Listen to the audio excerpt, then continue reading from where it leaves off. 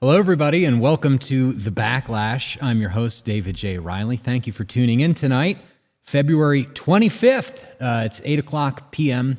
on the East Coast. It's 5:03 here in North Idaho. Thank you so much for joining us today. Please make sure that you like this video, share this video, subscribe to all of our platforms, like over here on X at Real Backlash.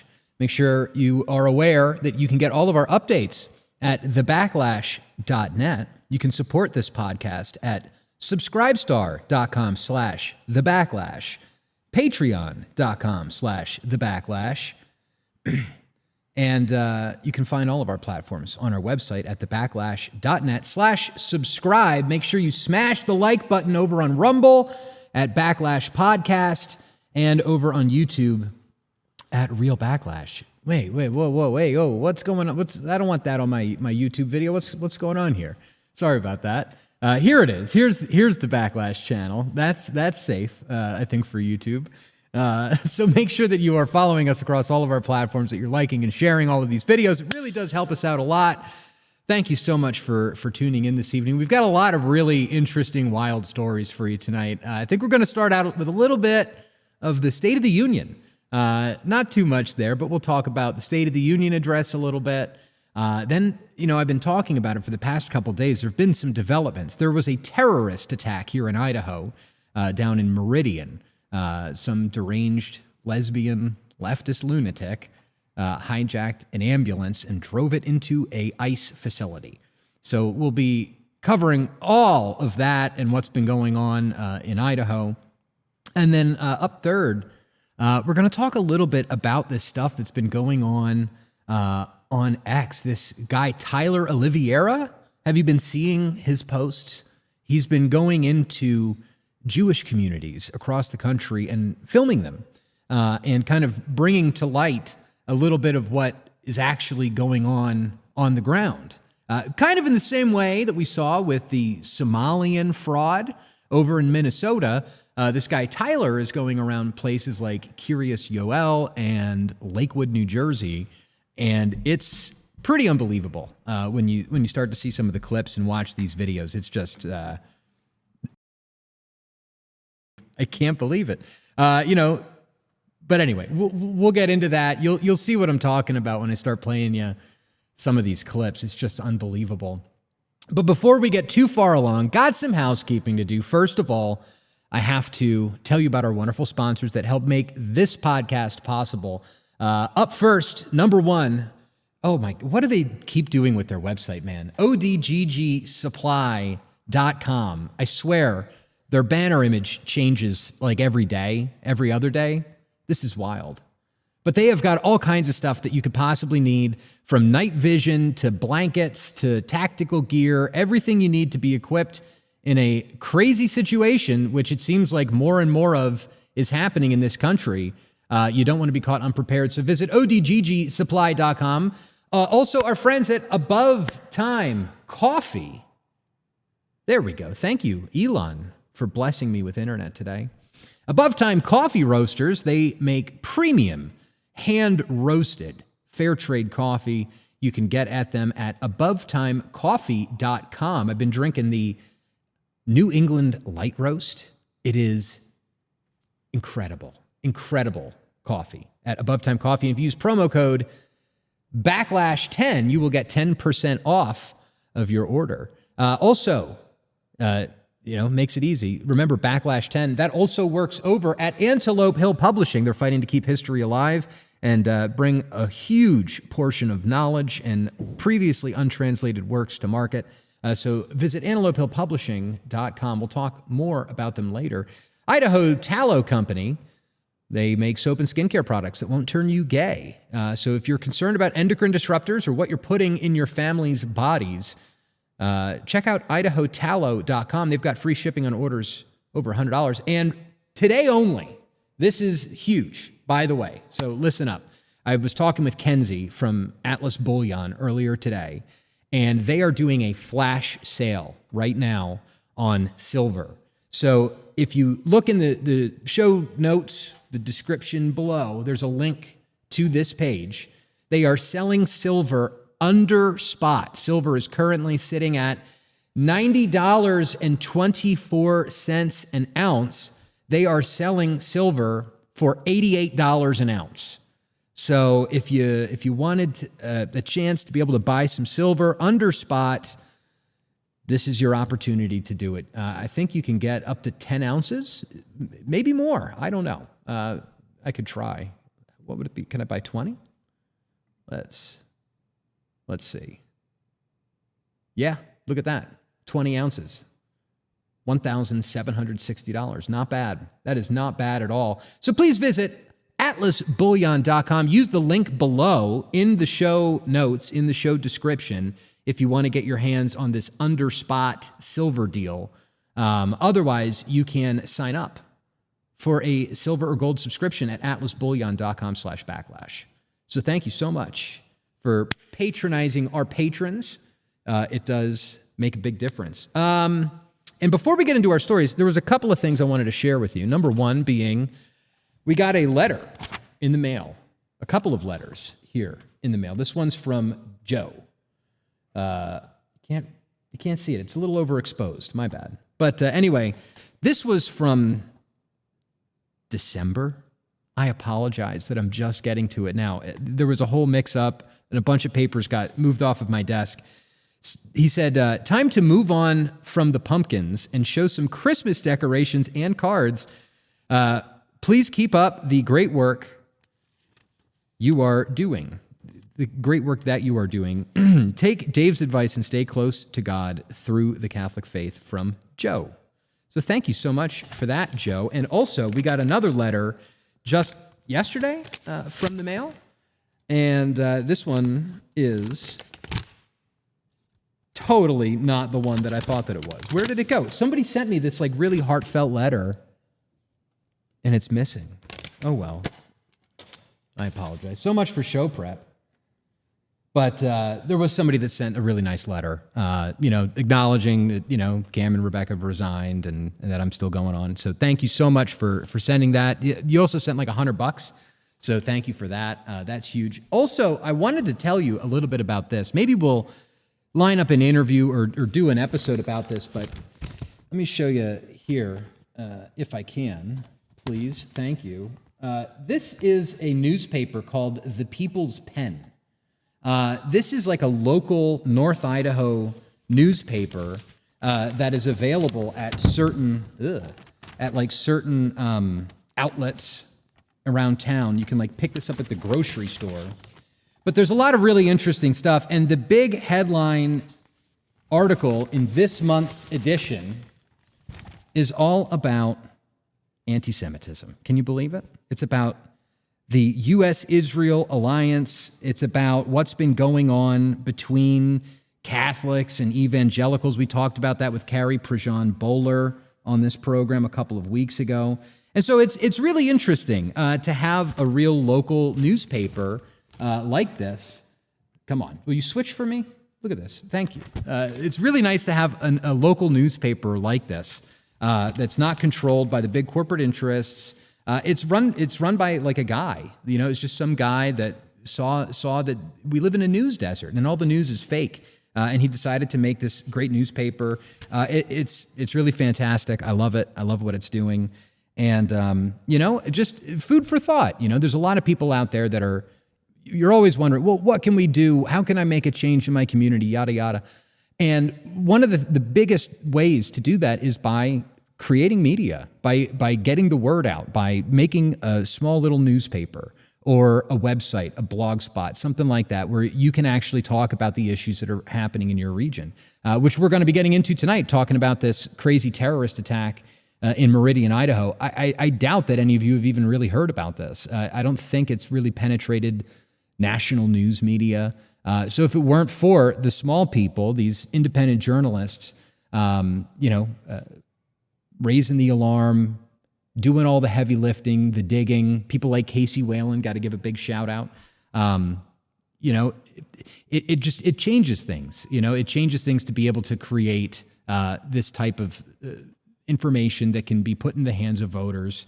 It also kind of helps people understand exactly what needs to be done in their communities, because I think that a lot of people are just asleep at the wheel. And so anyway, big shout out to the People's Pen. And if you want to get a copy of this, I'm pretty sure that you can order it. I think they have a website, peoplespen.org or something like that. They did not pay me to say this. They probably should have. Maybe one of these days. Yeah, the-peoples-pen.com. Is that it? Oh, whatever. Anyway, check those guys out. They're pretty cool, especially if you live in the area. Big deal. Okay. First story this evening that we're going to be talking about is the State of the Union address. We have a clip here from Donald Trump speaking at the State of the Union. Let's take a listen to what he had to say. Just got off the phone with the aliens, and they really like me. I have a great relationship with them, but I wish I didn't FaceTime with them because they're really nasty looking, and I made some unpleasant jokes, but I think they like me. We have a deal like you wouldn't believe that's about to happen. I found out they have oil like you wouldn't believe. They don't even touch it. They told me, you're crazy for using oil. I said, you're crazy for not using oil. What's wrong with these aliens? You think aliens would be smarter than us, but apparently they're not, because all they wanted for the oil, think of this, all they wanted for the oil is Marco Rubio. I guess he has some kind of special lineage. They really want Marco Rubio. They love him. And I thought, that's fantastic. Look, Marco's not going to be happy about it, but one person for trillions and trillions of barrels of oil, you have to do it. So Marco's not going to be too happy about it, but he's probably already on his way. I made the phone call. Anyway, okay, that was obviously not the State of the Union address, but that was fucking funny. Control these days. Loving it. But no, the real State of the Union was probably even more fucked up than that. Let's be honest. At the very beginning of the State of the Union, it started out with this. And of course, if you've been watching the show, you're very aware. You are highly attuned to what's been going on in D.C.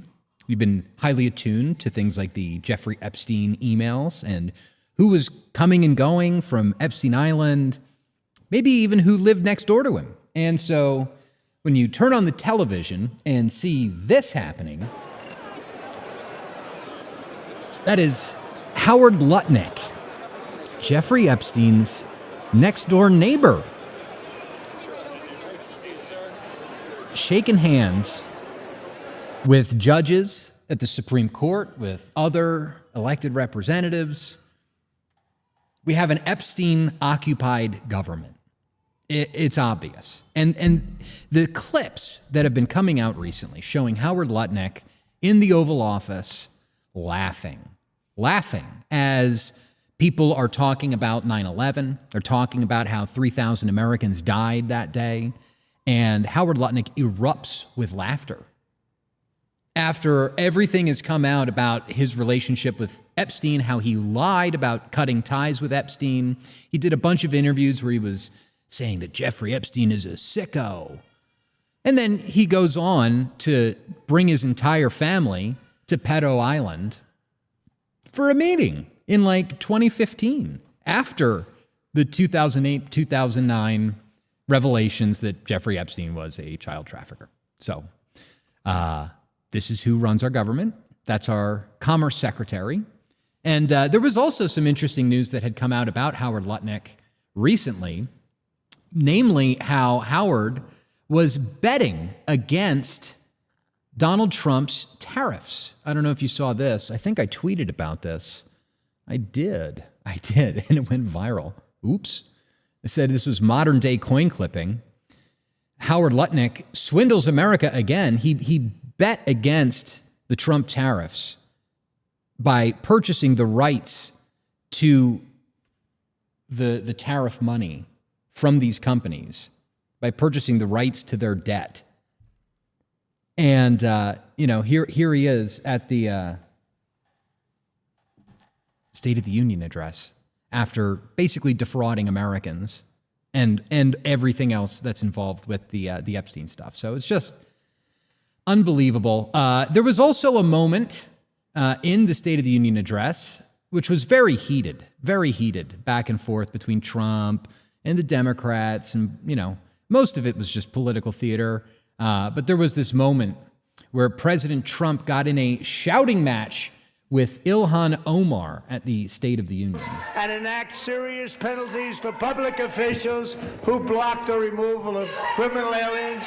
In many cases, drug lords, murderers all over our country, they're blocking the removal of these people out of our country. And you should be ashamed of yourself.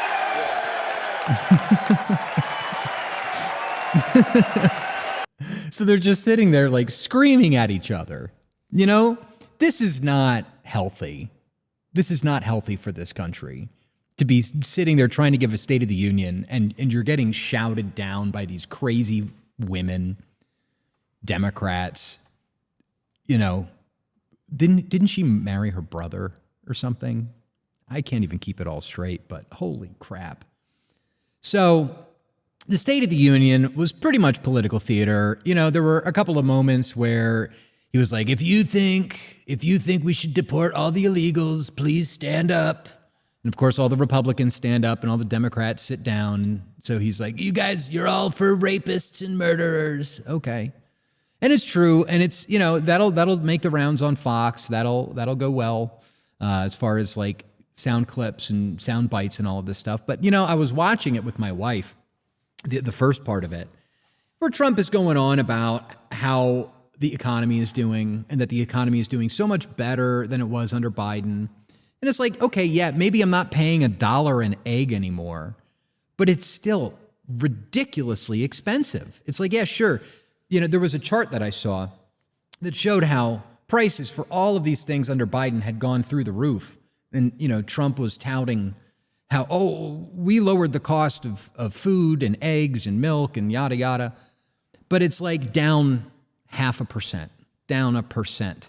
Whereas under Biden, it had gone up 5%, 10%, 15% for certain items. And so it's like the amount that all of the food has gone down is in no way, I don't even know how to put it, man. It doesn't make up for how much it went up. It's the inflation in this country has gone so crazy that whatever decrease that we've seen is just not enough. It's not enough. And so anyway, I was not the biggest fan of the State of the Union address. You know, he got a couple of pot shots in, and it was funny to see, you know, but I don't know. I'm not going to do the Trump derangement syndrome thing. You know, I think the guy is messed up. I mean, there were some good things, right? Like, he didn't declare war on Iran yet.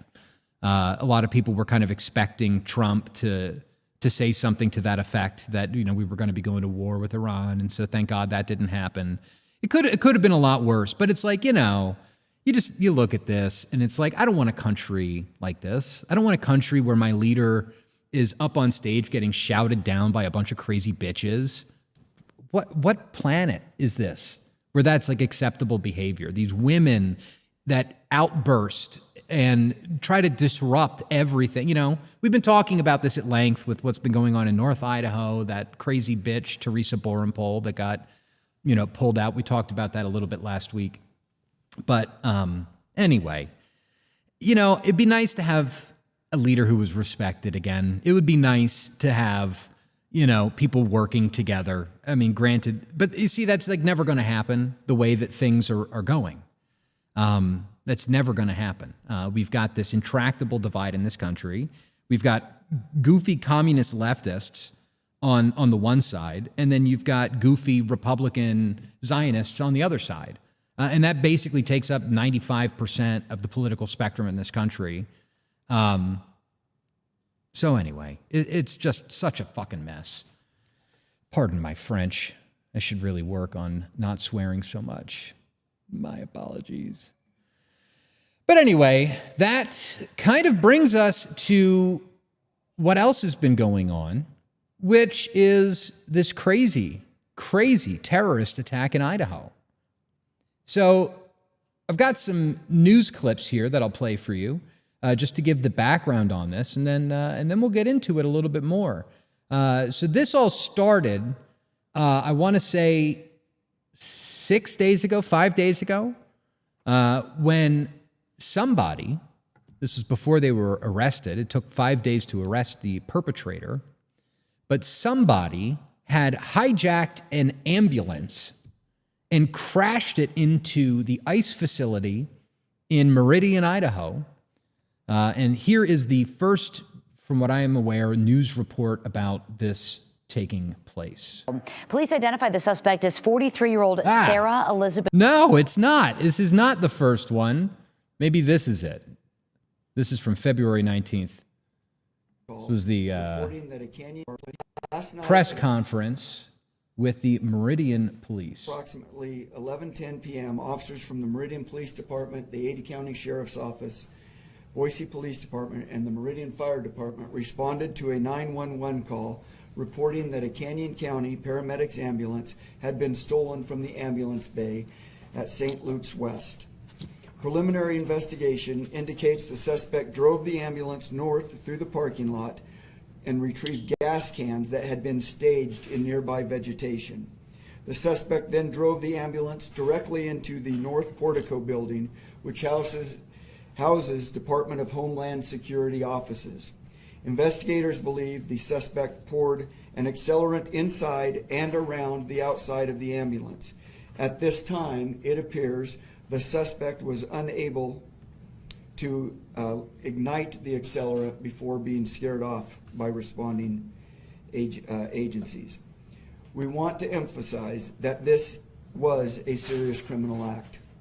The theft and destruction of an emergency vehicle not only created risk to responding personnel, but it also temporarily removed a critical medical resource from the community.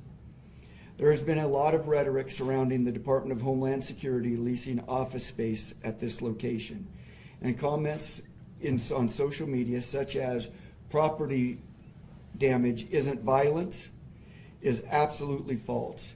This was absolutely an act of violence, and if the suspect had not been interrupted, there is no doubt this building would have been burned, putting the lives of first responders and others at risk. Unbelievable. So that was the first news report that we really all saw, where, you know, they're talking about how this person hijacked an ambulance, pulled out gas canisters, poured gasoline in the building after they had penetrated it with the ambulance. We've got some photographs here.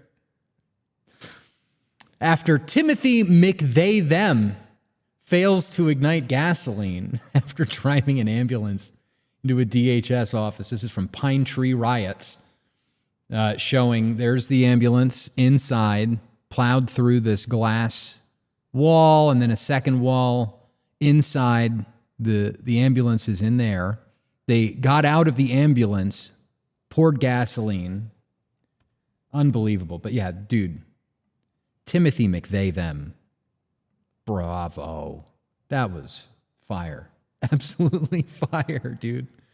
And so, yeah, there were a bunch of reports that had come out about this from, local Yokel, Idaho, great podcast down in southern Idaho. A stolen ambulance was driven into a Meridian DHS building on Wednesday night. Gas cans pre-staged in the bushes. Suspect still at large. So this was basically what we knew at the time, as all of this had started to come out. Now, an arrest has been made. After 4 or 5 days of searching, the local police down in southern Idaho, they found who did it. Can you take a guess? I mean, I think I already talked about it a little bit. But, bro, come on. Suspect in ramming stolen ambulance into Idaho DHS building identified as LGBTQ activist. Holy macaroni. Look at this woman. This butch lesbian. Her name is Sarah Elizabeth George, 43 years old, of Boise, accused of stealing an ambulance parked outside of St. Luke's Meridian on February 18th and then ramming it into a DHS building. According to the complaint, George drove the emergency vehicle into the entrance of the Portico North building at 11 p.m., spread gasoline throughout the lobby in an attempt to set it on fire, failed, and then fled the area on foot. Yeah, who could see that coming? Actually, quite a few people could see that coming. There were a whole bunch of people. One of them being, of course, our good friend, Rogue Lou, who made a TikTok video about this like days before it happened. Let's see real quick. Hey, I'm back doing a TikTok, piggybacking off my other TikTok to do the, oh, hey, guess who was right? Yeah, so left-wing domestic terrorism down in Meridian, Idaho.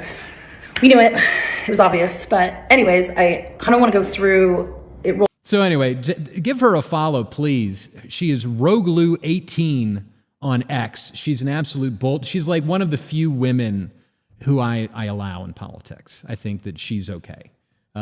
She's doing some really fantastic work down in Boise, keeping an eye on the legislature, keeping pressure on. But she has a lot of interesting stuff about this. We, of course, have the mugshot of Sarah George.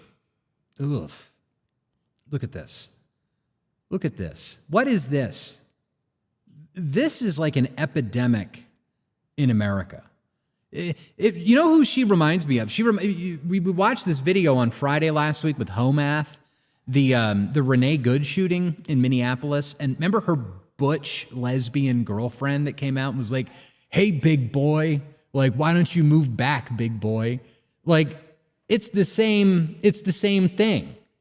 We have an epidemic of deranged white liberal women that need to be oppressed.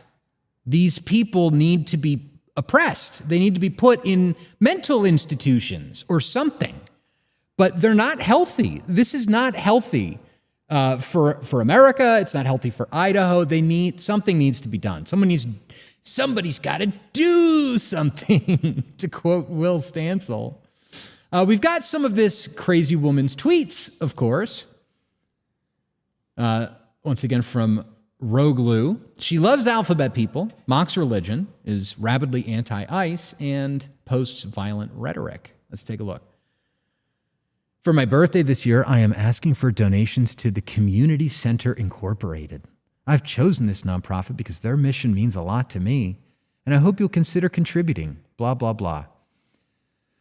They provide a safe space and welcoming location for group meetings and social activities for the local LGBT community in the Boise area.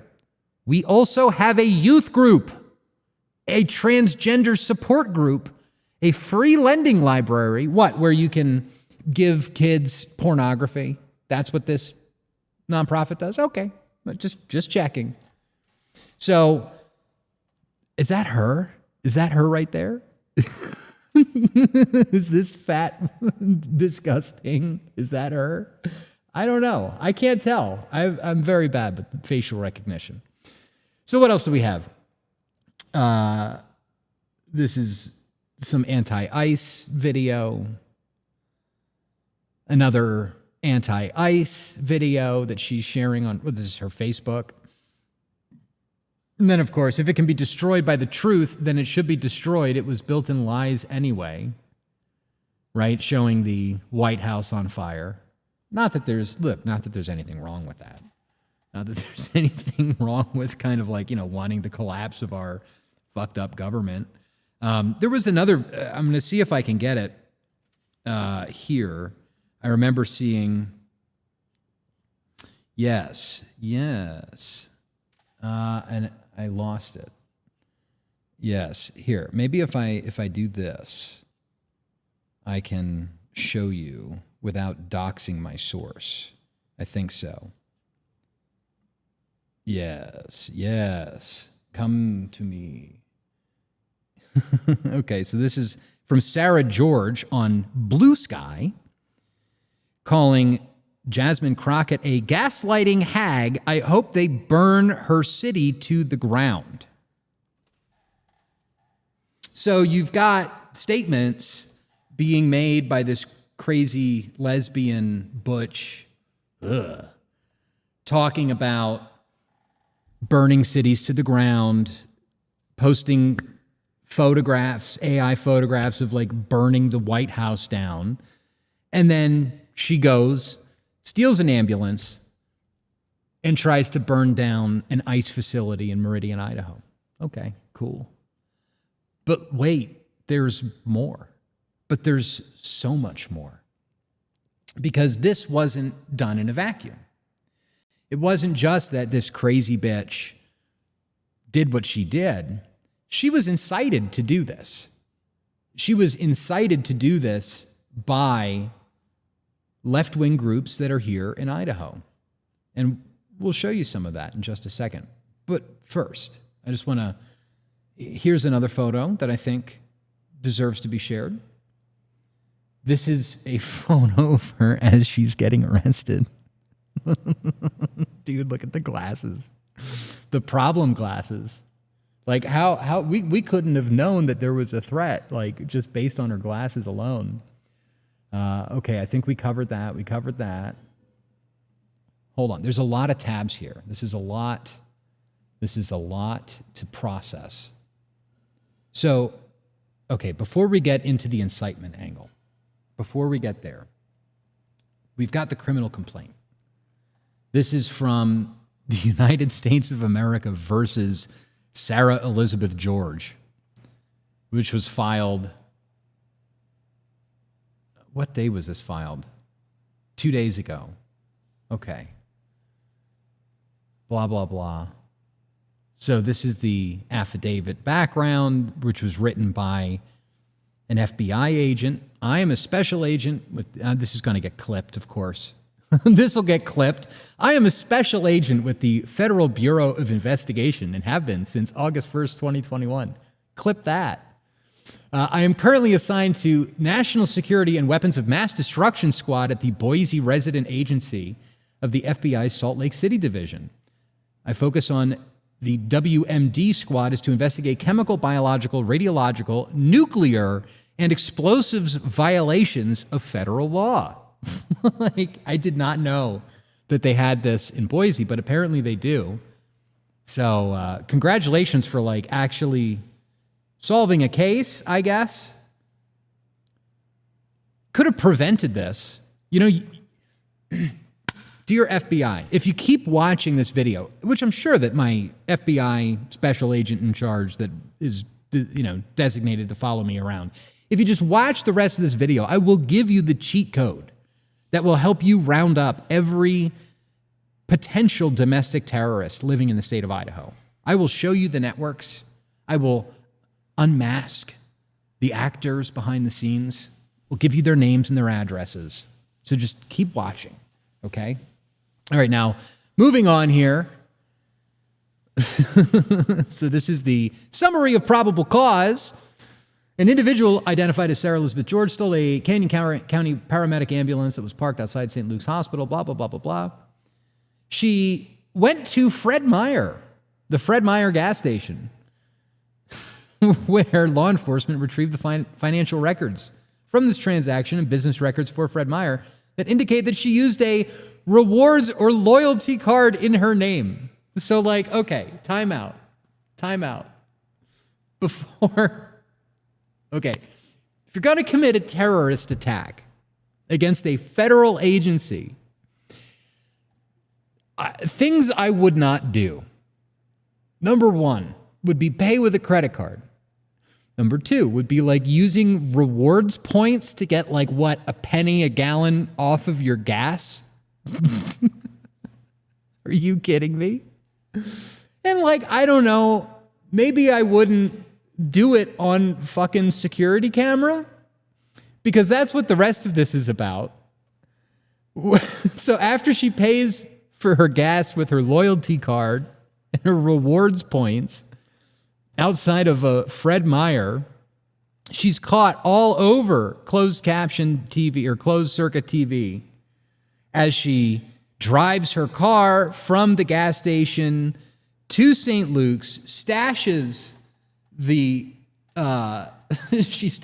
gas cans, then goes back to where she steals the ambulance. Then there's closed circuit TV from inside the ambulance's onboard computer. Are you kidding me?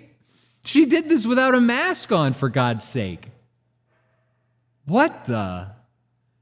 And so here's all of the stuff, right? Here's your Walmart receipt for the gloves, nails, 2-gallon gas can, 5-gallon gas can. Here she is checking out at Walmart.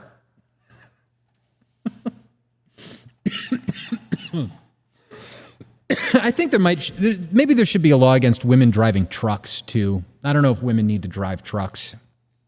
It sounds like something they don't need. Here she is at the fuel pump filling up.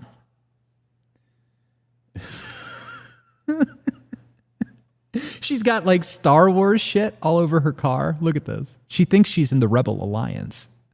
She thinks that she is taking orders directly from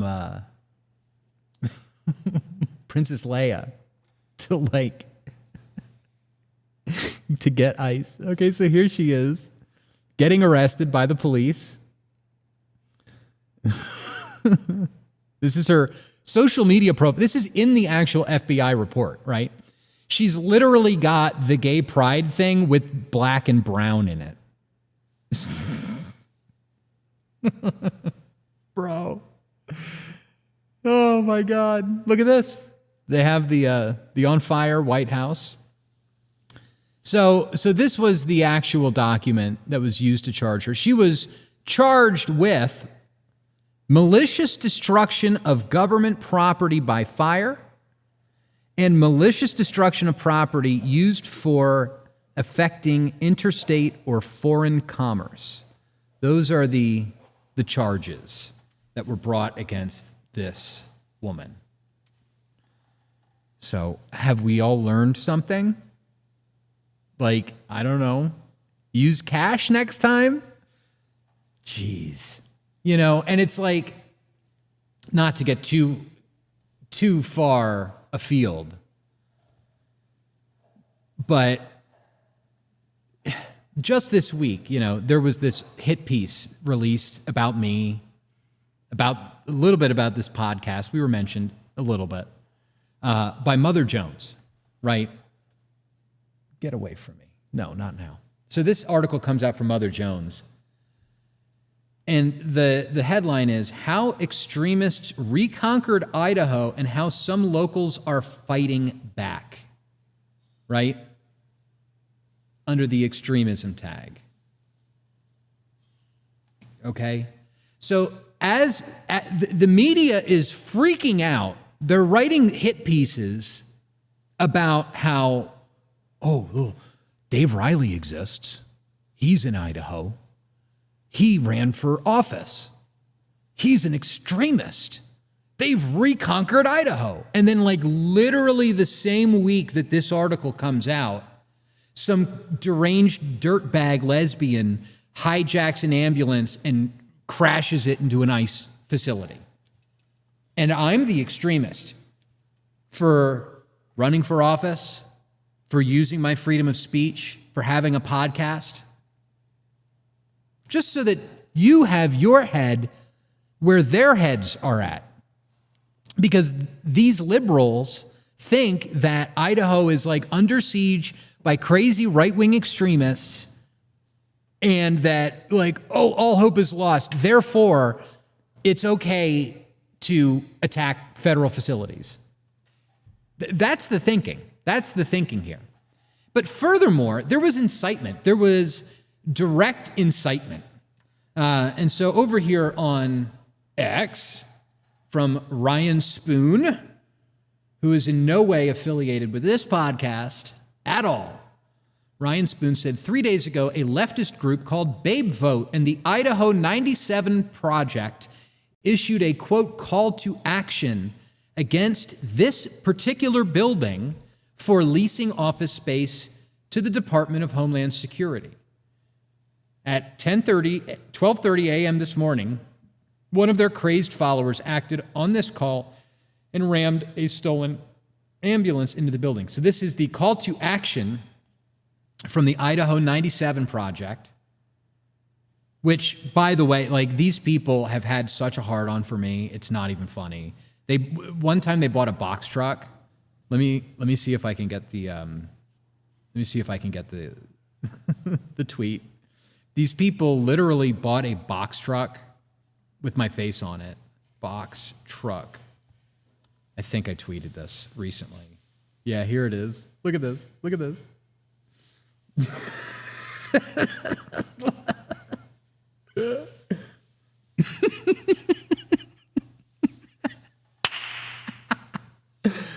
Hate has no place in Idaho. Fire Dave Riley. Riley repeatedly denigrated women, Jewish people, and LGBT people on Twitter. So just so you're aware, right? The people that bought this truck that you see in front of your eyes now, if you're watching on a place where you can watch, we're on Apple Podcasts too. So there are some poor sons of bitches that are only audio. You're going to have to check this out. They bought look down here in the corner. You see this where it says I-97. I-97. This was paid for by the Idaho 97 Project, which is the same people over here that were calling for Idahoans to take action against St. Luke's Health for renting their office space to ICE. They call me an extremist, and then they incite actual fucking terrorism. Okay? Just so that we're all clear what's going on. There's been a lot of people in Idaho that are very snowed about who's the good guy, who's the bad guy. They think I'm the bad guy. I'm not the bad guy, FYI.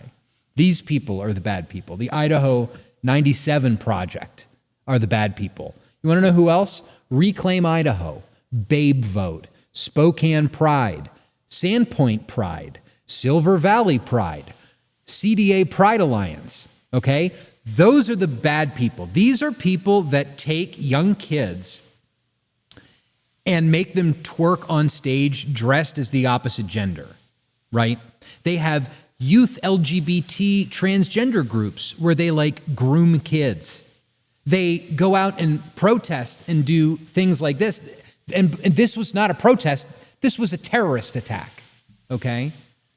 So anyway, there was clear incitement to violence from the Idaho 97 Project.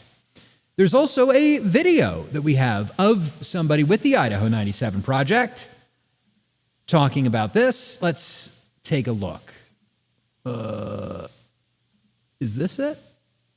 Is this it? Hold on. You can't smell that, but it smells amazing. My wife is sauteing onion right now. You can kind of hear it. It's amazing.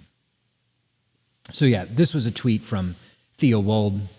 For the last few months, leftist agitators in Idaho from groups like Babe Vote and the Idaho 97 Project have put out the locations of buildings in our state leased by the Department of Homeland Security. 2 of the ICE facilities have now come under attack by left-wing terrorists. Yeah, by the way, that was something else that I wanted to mention. This ambulance ramming thing, that was just one incident. There were 2 incidents this week of people taking action against these ICE facilities. I think we've got a short clip for you here.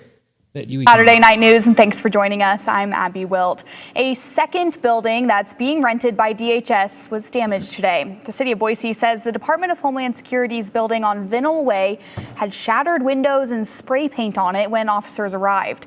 It's being leased by DHS and also ICE.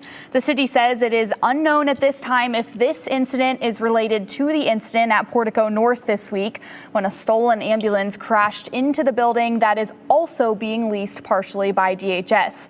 Boise police are asking anyone with information or surveillance video on both incidents to contact Ada County Dispatch at 208-377-6790. Unreal. So you've got 2 terror incidents this week in Boise against ICE, against all of these people. So here's a video showing the incitement. Let's take a look at this. To other news, there's an urgent manhunt at this hour. A suspect accused of stealing an ambulance and then ramming it into a Homeland Security office just outside Boise, Idaho. This is why St. Luke's needs to cut ties with the DHS. Now, for context, they own this building, which is the Portico North building, which they have been leasing out to the General Services Administration for a while now. Hasn't been a problem until recently when the GSA decided to sublease it to the DHS. But ICE is still a really big part of DHS, which is an agency that has done things like this, and much more locally to Idahoans, this. Things are getting radical. Anyway, we don't need to hear from Ron. This is the guy, by the way, that fired me from the Idaho Freedom Foundation. You should send them an email. They fucked up. They fucked up by firing me. They shouldn't have fired me. And you know why they fired me? It was because of this. They fired me because of the Idaho 97 Project. The Idaho 97 Project comes out and says, fire Dave Riley. And then this guy, this dude, fires me. His first act as president of the Idaho Freedom Foundation, by the way. So, thank you for appeasing leftist terrorists, Ron. Good job. What has it gotten you? Nothing.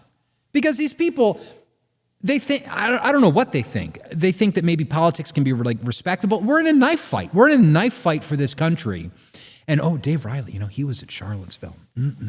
He's an extremist. Oh, he says things that are, they're true, but they're uncomfortable. So, yeah, don't hire him. Fire this guy. Get him out of here. Oh, fuck you. Anyway. So, let's move along. Let's take a look at what else we've got on this, because we're not done. We're not done.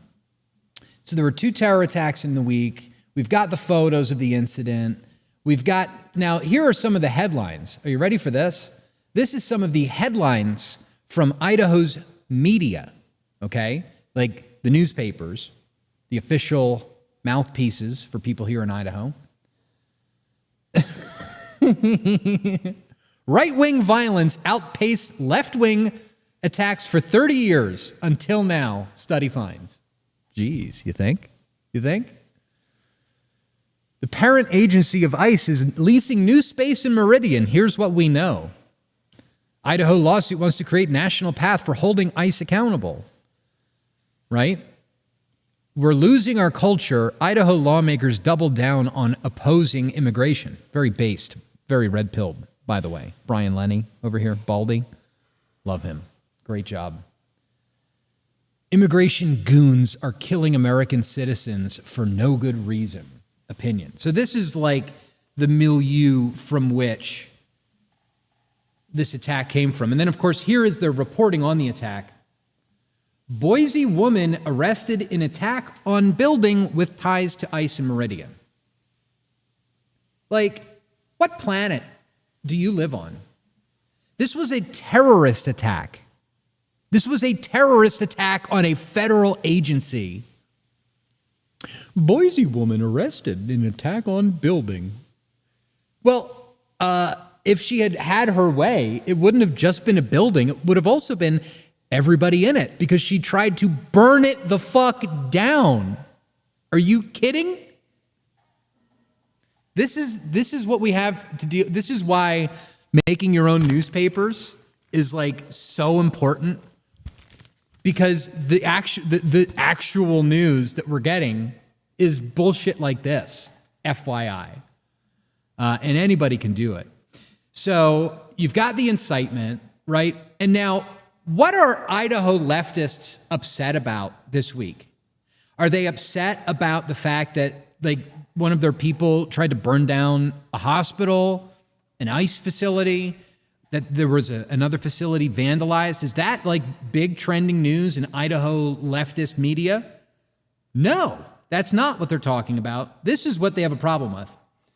A well-known racist anti-Semitic activist came to the Idaho Legislature Committee hearing in brownface and a Mexican costume yesterday, and the GOP chairman let him testify. Keep in mind, you're not even allowed to wear political t-shirts to these hearings. Humiliating for my state. By the way, this guy lives in Montana, and he's Jewish. He does not represent the state of Idaho at all. So fuck you, Heath. Thanks for the shout out in your big speech, by the way. But this is what they're talking about. This is what the big problem is, okay?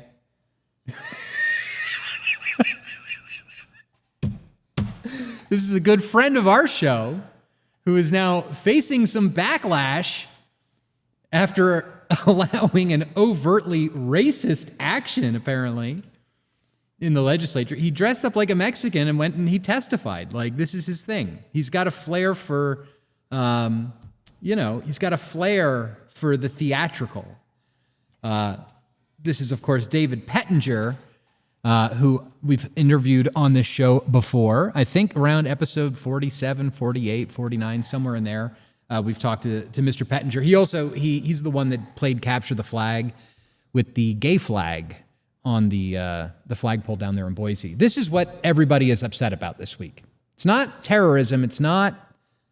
This is just how unhinged people are. And like, look at this. Like, even Planned Parenthood of Idaho. Idaho leaders condemn overtly racist actions and support by Idaho lawmakers. This is from yesterday. Okay, well, let's take a look in real time. Did you condemn a crazy bitch driving a ambulance into a building? No, you didn't. Look at this. February 19th, Indiana reproductive health. Washington House and Senate proposed budgets, blah, blah, blah. Idaho leaders condemn overtly racist actions and support by Idaho lawmakers. This is what's... Do you see how infuriating this shit is? Someone plows an ambulance into a building and tries to burn it down, and then you've got Planned Parenthood condemning someone for wearing brownface at the legislature. There's like a difference, there's a difference between being offensive, which I understand I can be very offensive. Dave Pettinger can be offensive, but that's not fucking terrorism. People. We've got such a problem in this state. And if we've got a problem in this state, then you've got a problem in your state, wherever you are. And you need to be tracking this shit. You need to be tracking this shit. Not waiting for someone else, not waiting for the cavalry to come in. If you're listening to this show, you need to take some sort of action to expose left-wing organizing, left-wing extremism. Make a list of all the Antifa activists in your state. Do something. It's because the rest of these people aren't going to do anything. And the media doesn't give a fuck. They don't care. They have more of a problem with Dave Pettinger dressing in brownface than they do with it, than they do with a terrorist attack. And that's the sad truth. And, you know, for the FBI agents, by the way, if you just identified butch lesbians as a domestic terrorist group, none of this would happen. It's from Oilfield Rando. That's funny. She was also, by the way, this crazy woman that like did she was a part of a group called the Lesbitarian Party. What is this? What is this? Look at this woman's profile. Like you could literally just put out a put out like a call. Just arrest all women that look like this. And you'll be fine. You'll be fine. Oh my God. Oh, it's unbelievable. And you know, this is coming amidst a bunch of other stuff. So here's another good group, by the way, to give a follow to. The Idaho Liberty Dogs. These guys are great. This is one of these fantastic local organizations that's doing some good work, actually stepping to the problem people, right? As opposed to pretending like right-wing extremism is a problem. These are the ones that actually got most of the screenshots of this crazy woman's Facebook before it got pulled down. Oh, God bless the Idaho Liberty Dogs. And you know, so where I wanted to go with this is that this attack on the ICE facility is like, this is not the first. This is not the first thing that has happened, okay? This is like one in a long line of left-wing terrorism in Idaho. I think we talked about this on the show before. We might not have, but here goes nothing. This was from last year, 2 years ago. I apologize. This is from 2 years ago. On the 4th of July, a guy running for state representative, his name is Cornell Razor. He was running for office, and this crazy bitch burned his business to the ground on the 4th of July. He ran a Army surplus store in Sandpoint. It's a great store, by the way. Please go visit them if you're ever in the Sandpoint area. But she went in and burned the place down. There was ammunition. There were, explosives in this store. And she burnt it down. And she tried to plead insanity. And of course, that didn't go anywhere, thank God. But she's going to be sentenced to 15 years in prison for arson because she burnt this store down, okay? That's one. That's just one thing, okay? Let's keep going. How about how literally 1 year ago to the day, a guy in Shoshone County was charged with felonies after threatening State Representative Jordan Redmond. Are we picking up a pattern here of like crazed leftists that have no restraint whatsoever, that feel that they are entitled to threaten our lawmakers? Because that's what's going on. And not only that, this story is so crazy because the guy filled up his car with gas cans. The exact same way this crazy bitch down in Boise filled up the ambulance with gas cans for her thing. So it's like there's somebody behind the scenes like telling these people like, yeah, you want to go get gas cans, fill up your car with gas cans, and then plow it into the building that you want to destroy. That's what seems to be going on here. I'll play you the video of this report. Again, this was from February 25th, 2025. Today is Wednesday, February 25th, 2026, exactly 1 year ago to the day. North Idaho now. This morning, a Smelterville man sits in the Kootenai County Jail. The Shoshone County Sheriff's Office arrested Ryan Gaddy because of threats on Facebook against State Representative Jordan Redmond from Coeur d'Alene and his family. According to our news partners at the Coeur d'Alene Press, Gaddy posted commentary about firebombing Redmond's office. Gaddy also made a video outside of Redmond and Company Insurance, his family business, place of business, excuse me. He was charged with felony threat of a public servant and a misdemeanor threat against a state official. The Shoshone County Sheriff's Office says Gaddy is now being held on a $25,000 bond. Are we like keeping score? Oh, shut up. Shut up. Stop it. Okay, are we keeping score? Are we keeping track here? Okay, things not to do when you're going to commit a terrorist attack. Don't use your rewards card. Don't use your credit card. Don't post about it on social media. You know, maybe posting, I'm gonna fucking burn down your business. Maybe that's like not a good idea, okay? Maybe that's not a good idea. But that's not all, okay? I'm not done yet. I'm so sorry, but we're going to grind away at this because it is a problem that nobody is discussing. I'm like literally the only one. You've got Zionists out here that say that I'm the biggest problem in the state of Idaho. You've got leftists out here that say that the Republican Party is the biggest threat to Idaho. And then I'm over here saying, I don't know, maybe the people fucking burning shit down, maybe they're the problem. Maybe the ones that are like actively organizing and trying to mount some sort of like armed fucking resistance to like immigration enforcement, maybe they are the problem, okay? Maybe the people that are going around saying that they are going to shoot all of the Trumper fuckers, right? The people that say that they're going to give transphobes the death penalty, maybe they're the problem. This is from 2023, where a licensed clinical, like a mental health professional, okay? This guy, was it Clark Roberts or something? I can't remember his name. What's his name? Are you going to give me his name?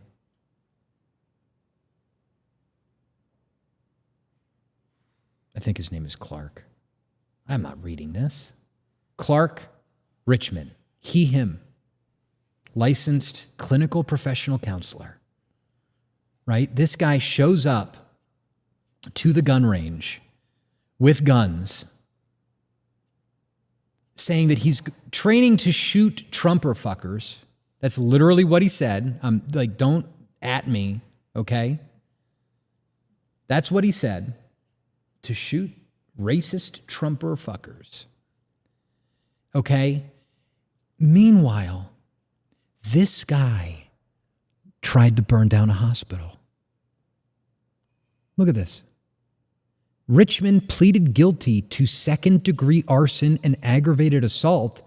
According to the North Idaho Exposed Substack, Richmond has a criminal history in California that includes petty theft and taking a motor vehicle without permission. Like, bro, are we seeing the pattern? Are we noticing some patterns here, okay? Stealing ambulances, stealing cars, filling up gas cans, talking about killing right-wing extremists. Are we picking up a pattern here that might be problematic, that might be like a good place to focus on when it comes to keeping Idaho safe? Because again, this is Idaho. Imagine how bad it is in Minneapolis or Philadelphia, LA, Las Vegas, Florida. This is happening everywhere. So you got a guy that tried to burn down a hospital and had stolen cars going around talking about how he is going to shoot up Trump supporters. Okay, and then there's this. A local elected official, Todd Panducci, was violently attacked by an unhinged leftist professor who was enraged. The guy went on television and said that he does not regret it as the fear of left-wing terrorism spreads through the community. Right? This is what has been happening. The media has been inciting people to commit acts of violence with impunity.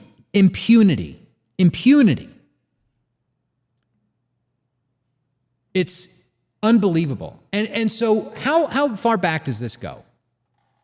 Because it does go far a ways back. All of the groups that are involved in stoking this left-wing terrorism were started in the 1980s in Idaho. Why?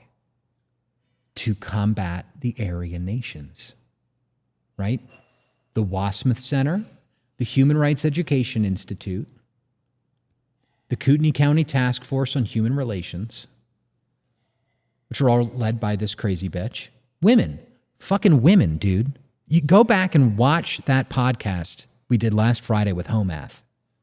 There's something wrong with these women. So Christy Wood, who works with the Southern Poverty Law Center, right? She's an ex-cop. She works with the Southern Poverty Law Center. They were doing it in the 90s and 2000s to go after Richard Butler and his band of idiot neo-Nazis in Hayden, the Aryan nations. However, they've strayed a long way from their original mission. Instead of fighting for human rights, free speech, and justice, her organization, like the SPLC, has become a weapon against conservatives. True. Very true. The SPLC, by the way, was discovered to have ties with domestic terrorists. Do you remember this? I don't know if it'll pop up or not. You know, it's also from the post-millennial. It doesn't matter. But the SPLC, remember, they were working with like a bunch of like people that were firebombing Cop City in Atlanta. Now, I get it that there were some sort of ties between Israel and this group of cops. I understand that. But this is crazy. SPLC lawyer charged with domestic terrorism over Antifa attack on police facility in Atlanta. So this woman who, oh, come on, you. This woman who's on city council in Coeur d'Alene, who has been working with the Southern Poverty Law Center since the 1990s, and the Southern Poverty Law Center, who has ties with actual domestic terrorists that like shot bombs at cops in Atlanta, Georgia. This is who is in charge of Idaho. And then you've got groups like Idaho Leaders United, the Idaho 97, Babe Vote, all of these other people. These are all part of what are called mutual aid networks, where these networks of leftists get together and they plot and plan for ways to, like, I don't know, commit terrorism against right-wing white Christians. That's what's happening. So definitely please check out the reporting on all of this stuff from the Idaho Tribune. Oh, and I can take it one step deeper. I can take it one step deeper on this particular podcast. I need to do a documentary at some point. I'd really like to. I think that the content is there for it. But every single time. Okay, so these leftist groups that have now blossomed into Babe Vote, Idaho 97, that are inciting terrorist attacks in Idaho, okay? That all was started from the seed of the Kootenai County Task Force on Human Relations and the Idaho, Human Rights Education Institute, okay? Who were the Task Force on Human Relations and the Education Institute? Who were they working with to fight the Aryan nations back in the 1980s? none other than a guy named Mordecai Levy. Mordecai Levy from the Jewish Defense League, who offered to send a Catholic priest and the Kootenai County Task Force on Human Relations weapons and explosives to fight the Aryan nations in Coeur d'Alene. I'm not shitting you. Mordecai Levy, who contacted Wasmuth on Wednesday from New York to offer protection, believes that the bombing must be avenged with weapons. Okay? This is the whole article. And it's like, that's not even it. Why was Bill Wasmuth, a man fighting for human rights, in direct contact with Mordecai Levy, an agent provocateur from the Anti-Defamation League, who put out a $1,000 hit against residents of Coeur d'Alene and was eventually arrested for attempted murder in New York City in 1989? Isn't it curious? And so here you've got proof that Mordecai Levy was organizing Nazi rallies, and he was associated with the Jewish Defense League, right? If you're watching on your screen and following along, you'll see I'm not just like making this up. There's a picture of Mordecai Levy getting arrested in New York. And so this is from the Spokane Chronicle, which is sadly out of print, from September 18th, 1986, where Mordecai Levy continued by saying his organization, the Jewish Defense League, is offering a $1,000 reward for anyone who shoots any Nazi in defense of the community. Okay?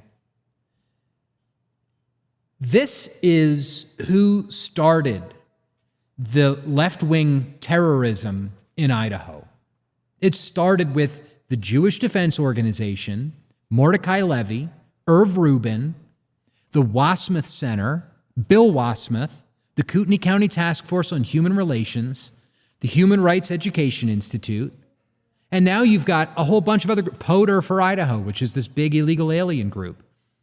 And then Babe Vote, Idaho 97. It all finds its root in the fight against the Aryan nations, which was led by Mossad operatives that worked for the fucking Anti-Defamation League in Idaho. Just FYI. So here's the Daily News article where Jewish militant shoots bystander. This is the guy that was collaborating with Idaho leftists in the 1980s against white, right-wing Christian conservatives. There's a whole thread on this, by the way. If you go to the Idaho Tribune, maybe I will post this thread in the live chat. So for those of you that want to go a little bit deeper in the live chat, you can certainly read about that. So, just again, what's the big problem here? Is it people like me that use free speech? Is it people like Dave Pettinger who show up? They, might make you feel a little uncomfortable to see a guy in brown face, but that's not terrorism, okay? That's not illegal. We need to fight to protect those freedoms, freedom of speech, association, etc. Also, if you go to, here's another one of these people. Oh, and by the way, I've just been showing my screen this entire time. I apologize. Here's another one of these people. Put this bitch on a list. Tiffany Deems. She was thrown in jail after shouting obscenities at grandmothers praying at the March for Life in Boise. Okay? This is the group. Put these bitches on lists. Ugly, too. Like, Tiff, get some work done, okay?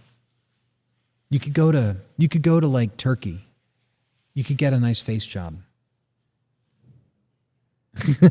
So wait, hold on. This is how she looks IRL, okay? Burn that image into your third eye. And now look at what she posts on her social media. She posts she does the MySpace angle, She does the MySpace angle. Oh my God. So anyway, we've got a problem in Idaho. You know, these people reclaim Idaho. What's his dumbass's name? Luke something. I don't know. Anyway, pay attention. Don't fall for the bullshit. You know, I know that there was a, we talked a little bit about it. The, on yesterday. Oh, what day of the week is it? It's Wednesday. Yesterday was the State of the Union, right? And so like here in Kootenai County anyway, you had two options. You could sit at home and watch the State of the Union, or you could go to a candidate forum where you could actually like meet the people running for office, right? Do we understand that like watching Fox News, watching television, this podcast itself, this is entertainment. This is an entertainment podcast. Nick Fuentes is entertainment. All of these people, it's entertainment. What you want, I think, is actual change, something to actually like change in where you live. So you need to get offline and get IRL and go meet with people.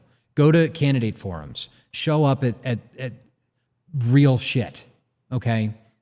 Watching stuff on the internet is not a substitute for anything. And, I encourage you, wherever you live, whether it's Idaho, Montana, Washington, Oregon, California, Florida, it costs like $15 to register a website. FloridaAntifa.com should take me to a list of all of the top Antifa activists that are like these crazy bitches, right? Make it easy for law enforcement. Help them out, okay? I know a lot of these people are not good. I'm not the biggest fan of the police, neither are you, but hey, there are good people and there are bad people, and we know who the bad people are, okay? So anyway, that's what I have for you on the terror attack in Idaho. We have one more story that we're going to talk about, but first I do need to give a brief shout out to Antelope Hill Publishing, because if you're reading this story or listening to this story about left-wing terrorism, then you might want to know where this kind of began. And Antelope Hill has a trove of books retranslated from the 1920s, the 1930s, when a lot of this left-wing terrorism was first getting started. And you can read about it firsthand in these books. Some great, but we've interviewed Josh Neal, who wrote Intolerant Interpretations. That was a great episode. Go back and watch that if you haven't already. I did a podcast about Rise of the Reich, which is interesting. Their new book that I'm eagerly awaiting to dig into. The Essay Cleans Up by Heinz Lohmann. This is about right-wing activism in Germany. Of course, I'm not the extremist. I'm totally fine. I'm totally normal. Quick, buy this book about Nazi Germany. Come on. Use promo code Backlash10. You'll get 10% off. But listen, Antelope Hill, they're fighting to keep history alive against a regime of anti-white censorship. They're trying to equip a new generation of dissidents with the information to fight the anti-white regime. Their varied catalog includes newly updated and expanded third edition of Kevin MacDonald's Culture of Critique, the essential modern text on Jewish identity, Dr. Ricardo Duchesne's magnum opus Greatness and Ruin, the definitive scholarly examination of European exceptionalism, as well as works by Kerry Bolton, Paul Kersey, and Josh Neal. Antelope Hill recently brought David Irving's iconic Nuremberg the Last Battle back into print and have numerous translations of historical works such as Fascist Italy, National Socialist Germany, and Civil War Spain, all previously unavailable in English. There are also plenty of books on contemporary issues such as transgenderism, the opioid crisis, and Christian nationalism, as well as history books, novels, and children's books. So whatever your interest is, you're bound to find books that you like at Antelope Hill, all professionally published and with sleek, modern cover art. Help us and help our people by checking out companies that share our values and fight for our cause. Visit AntelopeHillPublishing.com. Check the link in the description below. We've got links. Buy their books. Use promo code Backlash10. And another one of these great companies that is fighting for our people is also Above Time Coffee. They make I'm just going to say it, they make the best coffee in America that I'm aware of. And I've tasted a lot of very good coffee. AboveTimeCoffee.com. They make small batch, hand-roasted, fair trade coffee. of all flavors and varieties. I've personally tried the blonde roast and the light New England roast. They are absolutely fantastic. They've got all kinds of other stuff, mocha pots, they've got French presses, coffee grinders, and more. So please check out Above Time Coffee. And if you use promo code BACKLASH10, you will get 10% off your order with Above Time Coffee Roasters. So please patronize our patrons. And you can, of course, you can find all of the links to all of our patrons on our website. If you go to our website, you click affiliates, right? In the menu, boom, all of it pops up. All of our wonderful companies, they're the best companies that supports this show and helps us get the word out about what's really going on in places like Idaho. And not just places like Idaho, but things that are really going on in places like, I don't know, Lakewood, New Jersey. Have you been seeing this? There's some craziness unfolding on twitter.com. Hold on, let me reset real quick. I've covered that and that and that.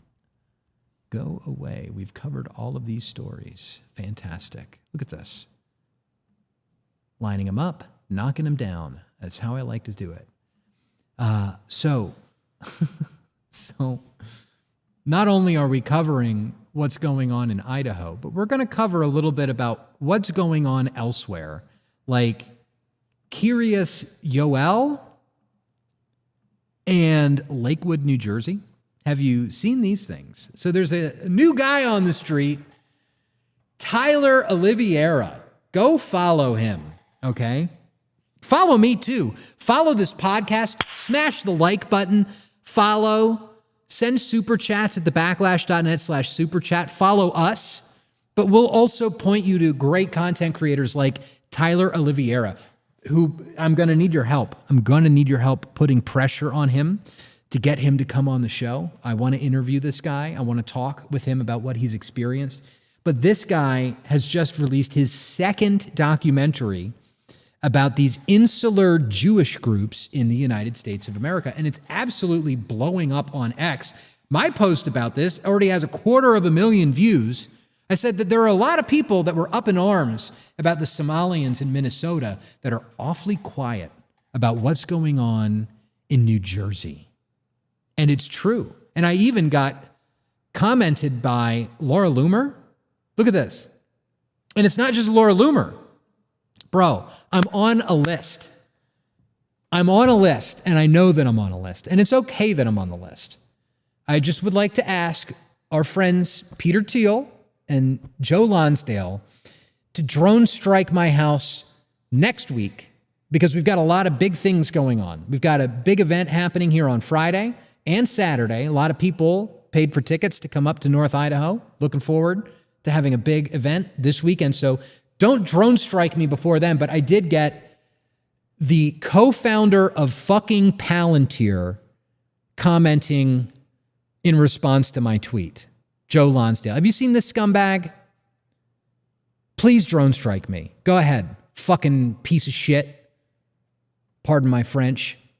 I founded Palantir Tech. Found this, asshole. He uses these algorithms to murder people indiscriminately. So, in culo a chite morto, okay? Mr. Joe Lonsdale. Maybe that's acceptable for for YouTube. But anyway, the point is, a lot of Jews are upset at what's been coming out from Tyler Oliveira. So we've got some clips here we're going to go through real quick. You're going to be, if you haven't seen this yet, you're going to be shocked. Take a look. I want to make an important distinction between the Amish and the Hasidic Jews in Kiryas Joel. The Amish pay for themselves. They're self-sustaining. They're not reliant on welfare programs funded by the taxpayer. I think it's exploitative by nature, though. Yeah, why don't you throw all your money at them and help sustain their lifestyle? Why do I have to take a cut of my paycheck to go towards Kiryas Joel's insulated Hasidic Jewish community that has nothing to do with me? I'll never get anything out of. There's zero upside for them to exist for me. The government makes criteria for getting financial aid. And if someone qualifies for that criteria, I'm not sure why when the Jew does it, you're calling it exploitive or taking advantage, but you don't say that to all the other people and populaces that don't have it. Well, I've never seen anything of this scale to where the families are this large and it's sort of baked into their strategy of child raising. So are you against having children, having a lot of children? I'm pro-children. That's great. I think you should be able to afford it. How do they afford to raise such large families? How do they afford to study full-time? What are you arguing? That I have an obligation as a taxpayer to fund you and how many kids you want to have? If you want to have 30 kids, that's just how it is. I'm arguing that if the law is set up to have certain criteria for people and it's according to children, then people who qualify for it are entitled to get it. So, okay, that might not have been the best first video. That might not have been the best first video to go through. Let's watch a couple more of these. This is incredible. Okay, that's it. Oh, dude, if you haven't been watching this, you're missing out. Excuse me, sir. What are you doing? Can I call the cops on you? Okay, that's it. I'll be back. Oh, brother. Nobody wants you here. Please move out. That's me getting the cops sicked on me in Lakewood, New Jersey, one of the largest Orthodox Jewish communities in America. 1 month ago, I made a video in a Jewish village in upstate New York and was called an anti-Semite for questioning anomalously high welfare usage among Jews with massive families. Look around. You will not see a non-Jewish resident here. We got the Yiddish bus. This is really all Jewish stores. The pizza place, it's going to be kosher pizza. Tell me about Lakewood. Good place to live? Amazing place to live. There's so much Jewish life here. It's so easy to be Jewish. Happy Shabbos, man. You too. Enjoy. All right, have fun. Tyler! I love you, Tyler! Tyler is the GOAT! God bless you. You should go because you're stopping traffic. Let's go. Move on. He's stopping traffic, not me. Yeah, right. No. You should move on. Nobody wants you here. Please move out. He was saying, Tyler, he loves me. Any person from any race has a right to have children. Why do I have to pay for it? That's all I'm asking. Why do I have to pay for it? Answer that. Elon Musk has 12 kids. Why can't I have 12 kids? He pays for it. Your story point over here is that people can't have children if they can't afford them. You should not have more kids than you can afford. You're arguing that I should pay for your kids. I'm not arguing that I should pay for kids. You are. I'm arguing that the government said. No, that's our money. I pay taxes. That anti-Semitism is lucrative, no? Why do you think anything that you don't like to see is anti-Semitism? Trying to twist it to make it look like we're doing fraud. It's going to make you a lot of money, and it's going to jump a lot of hatred towards the community that's seeing a rise in anti-Semitism that hasn't been seen in years. You know I'm not an anti-Semite. I don't know that. Come on. You use that as a weapon. What are these pictures for? Excuse me, sir. What are you doing? Can I call the cops on you? Okay, that's it. I'll be back. Okay. You two gentlemen, they asked not Fair to enough. come back. Amazing. If you come back, it'll be a trespassing charge. You're Fair enough. If this guy doesn't even know what the First Amendment is, don't be a joker, bro. Come on, gonna follow us. There's a special response unit. They're gonna just trail us around. Our camera guys are getting the cops pulled up on them. Let's see what's going on. Did I get the cops called on me again? Yes. What's the problem? Everybody's skittish. Listen, we've met each other a few times now. Yeah. We're not trying to cause me trouble. So anyways, am I under arrest? You're under arrest. All right. So anyway, oh my God, dude, these videos are just absolutely fire. If you're not following Tyler Oliveira, you're doing it wrong. So what he's been doing is going around these Jewish communities. I've got so many clips that I want to play for you. He's going around these Jewish communities, these like very insular Hasidic communities, in places like Lakewood, New Jersey, Kiryas Joel in New York.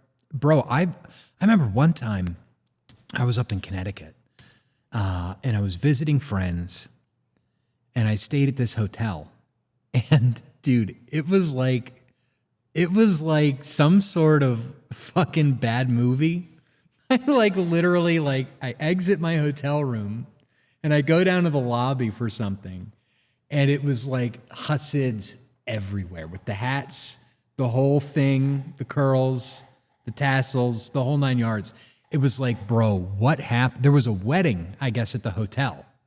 They took the whole thing over. It was unbelievable. Never seen anything like that in my life. And I've lived in Brooklyn, you know. I guess I didn't live in the Hasidic part of Brooklyn, you know.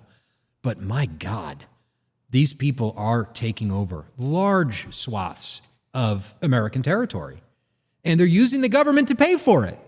They're getting their own people elected to office. If you watch these videos from Tyler, you'll see that these Hasidic Jews, they move into an area and then they vote as a bloc. They vote as an ethnic bloc.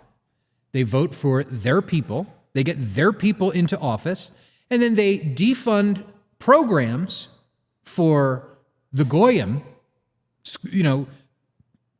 art, music, education, and they divert all of the funding to their private Jewish schools. That's what's going on. It's incredible. So here, let's take a look at another clip that will probably explain a little bit better than I can. And this way also, you don't have to take my bigoted, hateful, right-wing extremist word for it. Just take it from the people that live there. Let's take a look. School board was majority private school owners, mainly Jewish white men, and most of our school was not Jewish. And Jews aren't white, by the way. they had control over our public school system over like the past 10 years, purposely voting no on our school budget vote so that way we would fail, and we lost about 3-2 schools. Basically, through block voting, Orthodox Jews won enough seats to control the East Ramapo School Board and went on to eliminate hundreds of public school positions like teachers and social workers, while approving millions of taxpayer dollars to be spent on their children's religious private schools, ultimately gutting the public school system for the estimated 9,000 black and brown public school students, while diverting that money to their private religious schools. Okay, now hold on a second. Time out. We'll keep going, but time out.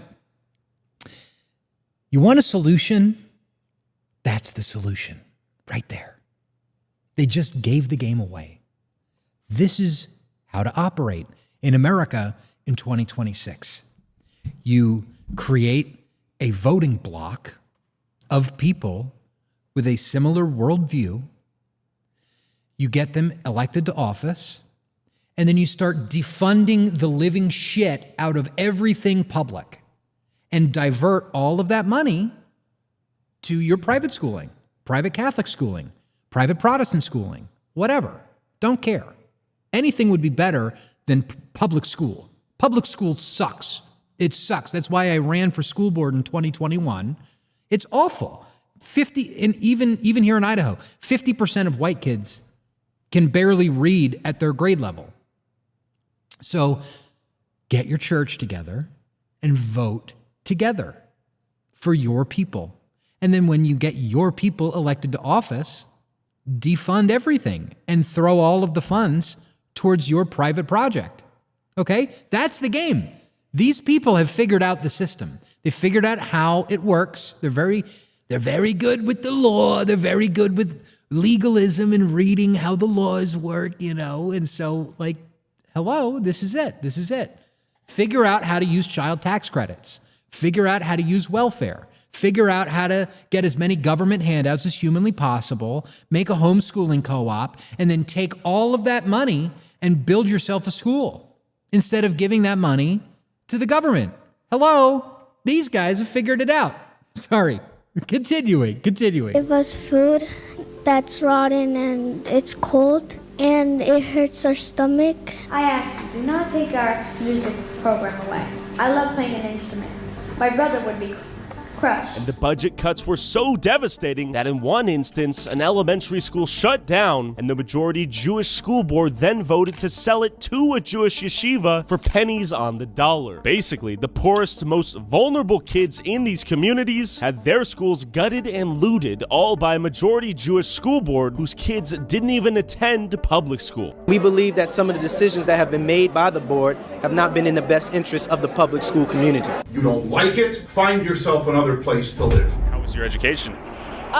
My education, it was decent, but it definitely could have been better if we had the resources that we were allowed to have. But again, for the past 10, 15 years or so, people have been purposely voting no on our school budget vote, so that way we had no funding and money for our school. And, that was done purposely. And who was voting no? Majority, the Jewish community. You, drive around here, you'll literally see signs saying vote no for a school budget, which I think is crazy. Luckily, we were able to get a ward system to be able to get 3 seats for the wars, but if it wasn't for that, we still would be majority white Jewish men voting for public school students that they don't care about. Yeah, and they purposely go out their way to isolate us. You hear that? White Jewish men. White Jewish men. So, I've gotten in trouble for this in the past. I'll probably get in trouble for it again. Don't really give a fuck. Jewish people pretend that they're white as long as it serves their interest. And then as soon as the heat gets on them, they go, oh no, I'm Jewish. Actually, I'm not white. I'm Jewish. Please don't hurt me. That's what goes on. There is a distinction. And, you get it. I know that you and I get it. But people still need to figure this out. That Jews aren't white. Okay? They pretend to be white. And then white people get the blame for the actions taken by Jews. Like what's going on here in Lakewood, New Jersey. So anyway, let's see. There's 20 seconds left of this video. We'll close it out. Basically isolated to the point where we feel like this isn't our home. A lot of people like to say they're ducking taxes and all that. There's truths and lies to that, but I could only tell you that I've only seen the bad part. The bad part is I've seen houses get broken down. I've seen certain spaces, buildings get destroyed for, let's just say, for more kosher customs. You feel me? So you feel me? Oh, for more kosher customs, you feel me? Bro, why can't black people and white people, we could do some good. I feel like we could do some good together. Oh my gosh. Here's another clip. This one's from Vlad the Inflator, Darth Powell. Let's take a look. They moved to a different country. Why don't you go back to Israel? That would be my question. You're trying to twist it to make it look like we're doing fraud. What if I said that's anti-Semitic? You use that as a weapon. This is Lakewood, New Jersey, home to one of the largest and fastest growing Orthodox Jewish communities in America, having anywhere from 6 to 10 kids per family, causing the community's rapid growth to spill into the neighboring towns of Jackson, Toms River, Brick, and Howell, causing non-Jewish residents to fear that their town will soon be turned into Little Jerusalem, just like Lakewood. Like you discovered that anti-Semitism is lucrative, no? Why do you think anything that you don't like to see is anti-Semitism? Nothing about this is anti-Semitic. I've done this with many groups. You're trying to make it sound as like anyone who accepts government money in the Jewish community is doing fraud. That's your interpretation. Yeah, you guys have group chats of me. Beware of this guy like I'm like Hitler or something. You're arguing with the United States, so why don't you move to a different country? Why don't you go back to Israel? That would be my question. Because I like it here. Same here. Fraud in every community. I 100% agree. When you talk about people accepting government money, trying to twist it to make it look like we're doing fraud. There were welfare programs that were defrauded by Jews. Why would you dare use the word anti-Semitism when you know I'm not anti-Semite? I don't know that. Come on, you use that as a weapon. Any person from any race has a right to have children. Why do I have to pay for it? That's all I'm asking. Why do I have to pay for it? Answer that. So taxpayers have to pay for me to have one kid but not 3 kids? Why would there be a cap? It's either honestly, no kids. I think you're getting greedy. It should be 0 at this point. Oh my God. But anyway, there's the play. There's the play. Are we going to switch? There we go. There's the play. Have as many kids as humanly possible. Use government money to raise them. Vote as an ethnic bloc to take over the school boards and all of the local boards. Defund everything public and then reroute everything to your church. There you go. That's how you win. They've cracked the code. But anyway, it's just unbelievable to see people becoming aware of this because this has been happening at an unbelievable scale. There are communities all throughout the United States of America that are totally insulated, totally Hasidic. There's like, it's like walking into Little Israel, Little Jerusalem, whatever. We talked about this actually with Casey Putsch on Monday. I was surprised, by the way, at how based Casey Putsch was. He knows exactly what's going on in Ohio. And Ohio is just totally screwed since the Prohibition days, the Jewish mafia, rum running, all of this stuff. And now there was Lakewood, New Jersey. There's entire towns like this in Ohio, in New York, Connecticut, Massachusetts, all over the East Coast. And they're trying to do it in Idaho, by the way. Are you aware of this? Go to jewishidaho.com and you get Chabad Lubavitch of Idaho that's trying to build the exact same shit in Boise, by the way. So that's going to be crazy. We've got a couple of, I'm working on, there was a guy that did some independent journalism at like a Chabad meetup. And he made an incredible like hour-long documentary, just interviewing people, talking with them, putting their words on the screen. And what was his name again? I'll pull up his Twitter real quick, just so I'm not snubbing anybody here. Oh, now she's cooking. I can smell that she's cooking potatoes, and it smells amazing. Guy I'm talking about here is Drew TV. If you haven't followed him, he's pretty good. That's not it. This is it. But he's done some interesting work as well. Kind of like Tyler, but he's a little bit smaller. Drew TV, Tradesman on X.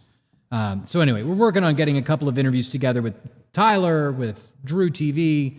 It'll be very interesting to see how this goes forward, but please watch this stuff. There's no amount of commentary that I can give that outweighs seeing it with your own eyes and hearing it from their own mouths, what they're doing, how they're gaming the system to have 10, 12, 15 kids all raised on government subsidies in these places. You've got to see it. You've got to be aware of it, because there is a battle for this country. We're going to wind up like Palestinians in this country, getting outbred and kicked out by a group of people that has figured out how to game the system better than we have. So please follow this guy, Tyler Oliveira. Watch his documentaries. It's very good stuff. Everyone's talking about it. And that's it. That's the story about the Jews taking over Lakewood, New Jersey. I think we've got a bunch of super chats I got to get to here. But also, before we get there, I need to give a couple of shout outs. One of them being to odggsupply.com. As you're seeing these crazy Hasidic communities popping up all over the country, creating their own police forces, their own intelligence agencies, you need to do something for yourself to get yourself prepared. And you can do that by going to odggsupply.com. They've got tactical gear. They've got blankets. They've got tents. They've got rucksacks, backpacks. They've got all kinds of equipment that you would need to shelter yourself, to, work out any kind of threat reduction on your property, perhaps.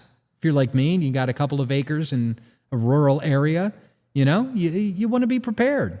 And so visit ODGG Supply. They've got night vision. They've got thermal ocular gear. They've got all kinds of stuff, battle tested and proven in the field. They've got apparel too, by the way. I need to get some of this stuff, like some of the, what is it, camo? I got to get some camo. I don't have any. I need to go hunting too. But anyway, go to odggsupply.com. Use promo code Backlash25 and you will get free shipping on your orders. And so please support them. They support this show. We're very thankful for that. So please go shop with them. You can, of course, find all of the links to all of our affiliates at our website, thebacklash.net/affiliates. There they are, ODGG Supply, right here with the little monkey logo. So please visit them. And also, I've got to give a big shout out to North Idaho Tallow Company. They make soap and skincare products that are not full of endocrine disruptors. They're not made out of petroleum byproduct and, industrial sludge waste from oil. They make premium soap and skincare and candles, by the way, too, that don't have endocrine disruptors. They don't have soy. They don't have GMO crap in it. They don't have any fake fragrances that will turn you gay and reduce the testosterone in your body. So, I know that buying soap and skincare, that's like not exactly like a right-wing hetero male thing, I guess. But I don't know, man, like, I love this stuff. I've been using this soap since they came on the market. They're fantastic. Please visit Idaho Tallow. If you use if you order over $100, your order will ship free. There's no promo code. No promo code necessary for Idaho Tallow. So please visit them. And before we get to some super chats, I want to remind you about a special, amazing deal that is going on right now with our friends at Atlas Bullion. They are selling silver under spot value. Right now, silver looks like it's closed at $88. It's been swinging all over the place. When we first started this broadcast, it was at $90 an ounce. Now it's at $88.30 an ounce, but they have a special deal where you can buy for $88 an ounce. That is under spot. You can get, I think, up to 10 ounces, maybe more. I don't know. Give it a shot, but they're doing it on purpose. The link to this is in the show description below. If you have been thinking about stocking up on precious metals, now is the time to do it, because the debasement of the US dollar, like, do you think that the government is going to start like cutting all of these entitlements to these Jewish communities? No, fuck no. They're not going to do that. You think they're going to like do something about Social Security or Medicaid or like the rampant fraud with the Somalians? No, that's not going to happen. They're going to keep spending and running the deficit up, which is like what, north of $36 trillion. That's going to continue. That's going to happen. So please visit atlasbullion.com/backlash and get signed up to stack precious metals the easy way. They've got gold and silver subscriptions for as low as $55 a month for silver, $200 a month for gold. And you can be saving in an asset that cannot be inflated away by the federal government, by weak, loser, career politicians that would never, ever think to cut a budget, right? They're going to tank the US dollar. The world is moving towards a gold standard. That's very obvious for everyone to see. And yeah, by the way, for those of you who doubted me, you thought that I was going to turn this show into like a giant Bitcoin shilling show. I have a report from our friends at River Bitcoin about Bitcoin adoption and how all the fundamentals are still strong. And I'm not going to go through this. I was thinking about doing it, but I'm not going to. You can go over that yourself. Oh, is my computer freezing? I've got too many tabs open. But anyway, visit atlasbullion.com/backlash. And now we're going to get to some of your super chats. So thank you very much. Starting on Entropy, Judge Lot sent $25. Thank you for the big super chat. Hey, Dave. Sorry if you've covered this, but I've been in night class. Did Rebecca and Cameron leave the show? Did you discuss this in another episode? Yes, I did. Cameron and Rebecca quit a couple weeks ago. Cameron quit, and then Rebecca quit, and then we put out a statement about that. And it's sad, and we wish them the best. I think Rebecca's working on getting something new together, maybe with Devin Stack. I don't know. Cameron is still doing his channel over at Neo-Masculinity on YouTube. But yeah, we wish them the best. They have parted ways, and God bless them. That's what happened. Sorry that you missed that. We've done a couple of episodes where we've talked about this. Let's see here. Over on Power Chat, we've got a few here, actually. One of these is from Overfit Sherlock, who sent $50 on YouTube. Thank you for the big super chat, Overfit Sherlock. New name, same supporter, used to be PB Fella. You are crushing it, and yep, inflation is cumulative. Prices don't just roll back. Yeah, dude, it pissed me off to hear Trump talking at the State of the Union. We've dropped prices so much. No, you haven't, actually. Like, meat, they just, with the CPI, the inflation index, when an item becomes worth more money, they just remove it from the CPI. So the CPI doesn't reflect actual inflation. They pick and choose which things. So anyway, yeah. Thank you for the big super chat. I do appreciate it.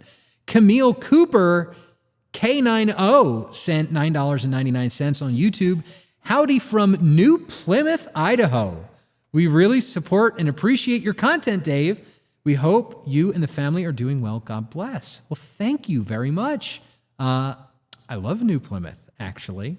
I spent some time down in Emmett, as some of you may know, a very certain candidate for governor, Ammon Bundy, was down there.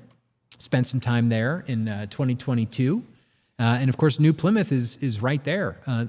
There's a Latin Mass, by the way, in New Plymouth. So definitely check that. It's one of the only Latin Masses in southern Idaho. So big shout out to the boys and girls in New Plymouth, Idaho. Thank you so much for watching. I do appreciate it. Anonymous sent $10. Your deep dive into the corruption in Idaho was interesting. Are you going to do other deep dives into Ruby Ridge, Oklahoma City bombing, etc.? Great question. I would love to. That's been on the table here for like a couple of years. We've been talking about doing something into Oklahoma City. I'd love to do that. Maybe I'll bring Sam Parker in to help with some of the lifting on this, because both of these topics, both Oklahoma City and Ruby Ridge, are just huge, huge topics.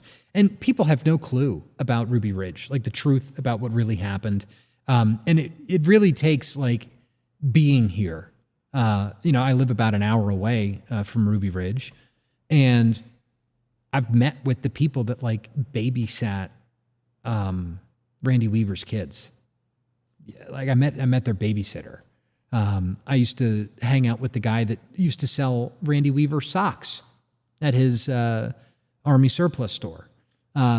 So these people all still are up here. They still exist. They're real human beings, and they tell a very different story about what happened at Ruby Ridge than what the mainstream media has presented for the past 25, 26 years.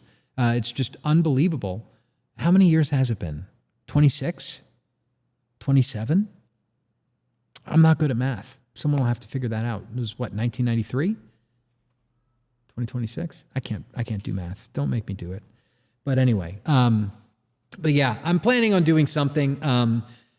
There's somebody named Wendy Painting who wrote the book Aberration in the Heartland of the Real. Go read her book about the Oklahoma City bombing. It's very good. I would love to either bring her or perhaps, there was some other woman. I used to have her book, Sherry Seymour. Sherry Seymour has done some interesting work on Oklahoma City as well. She lived in Post Falls, Idaho, and was a private investigator. She was one of the only few independent journalists that actually had contact with the radical right in the 1970s and 1980s. She wrote a book about it called The Committee of the States. And so I think it'd be really great content. But like, I don't know if that content would be best served like this, or if it would be better to make like a documentary and like actually go to Ruby Ridge. I've met with Sarah Weaver, with the FBI agent in charge, Wayne Maness. Not a good guy, by the way. His daughter, total loser. Have you seen, by the way, in this hit piece, one of the people that they interviewed about me was the daughter of the FBI agent at Ruby Ridge. This bitch, Krista Hazel. What's going on, Krista? Hey, how you doing? Hope you're well. Hope you and your husband Joel are well. Dude, when women hit the wall, they just hit the wall. Oh my God. Anyway, this woman got caught stealing like $300 from JCPenney about a month before Ruby Ridge happened. And her daddy made that felony charge go away, and then launched an assault on Randy Weaver for having a shotgun like a quarter of an inch too short. So anyway, tell me in the comments, leave a comment, send me an email, info@thebacklash.net. I think that some of this content would be best presented as like a documentary, bring the cameras out from behind the table here and actually like go in the field. So let me know what your thoughts are on that. But I think we got some big plans coming up. Look at this. I can spend as much time on Super Chats as I want. I can just keep talking and talking. Tomahawk sent $10 on Rumble. I'll have to catch the replay, but keep up the good work. Thank you so much for the Super Chat, Tomahawk. I do appreciate it. Let me just make sure that there's no more on Entropy. Reinhardt sent $5. Unblock me, you Jewish queer. So I'll unblock you. But this guy, okay, let me pull up. We have a little, and I'm working on it. We're going to make a Backlash community Telegram chat. I'm working on it. It's not going to be called that. It'll be called something else. But earlier today, we have this like little private Backlash chat that we've been using. And Reinhardt sent, hold on, where do we go? I can kind of show a little bit of this, right?